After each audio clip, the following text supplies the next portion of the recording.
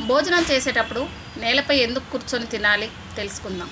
మనం నేలపై కూర్చొని తినే అలవాటుని చిన్నప్పటి నుంచి చూస్తూ ఉన్నాం. అది కూడా కాళ్ళు మడత పెట్టి కూర్చుంటాం. దీని అర్థం పద్మాసన లేదా సుఖాసన అని పిలుస్తారు. ఇలా కూర్చొని తినడం వల్ల ఎంత తినగలమో అంత మాత్రమే తింటాము, అతిగా తినలేము. అంతేకాకుండా ఇలా కూర్చొని తినటం వల్ల జీర్ణక్రియ సజావుగా జరుగుతుంది, శరీరానికి సాత్వన ఫలితాన్ని ఇస్తుంది. శివుడికి ప్రీతికరమైనవి అంటే ఇష్టమైనవి ఏంటో తెలుసుకుందాం రండి. ఎవరికి ఇష్టం లేని పువ్వు జిల్లేడు పువ్వు ఆయనకి చాలా ఇష్టం. ఎవరికి నచ్చని పని భిక్షాటన ఆయనకు ప్రీతికరం. ఎవరు ఇష్టపడని వృక్షం మారేడు వృక్షం ఆయనకు ప్రీతికరం. ఇష్టపడని చోటు శ్మశానం ఆయనకి ప్రీతికరం.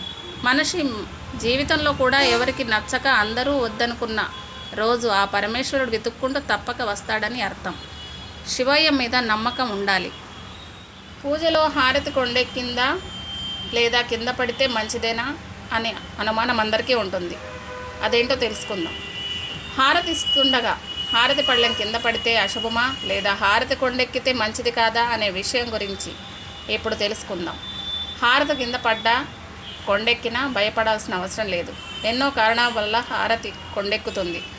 దానికి పరిష్కారం మళ్ళీ హారతి కర్పూరం వెలిగించి మళ్ళీ దేవుడికి హారతి ఇవ్వచ్చు.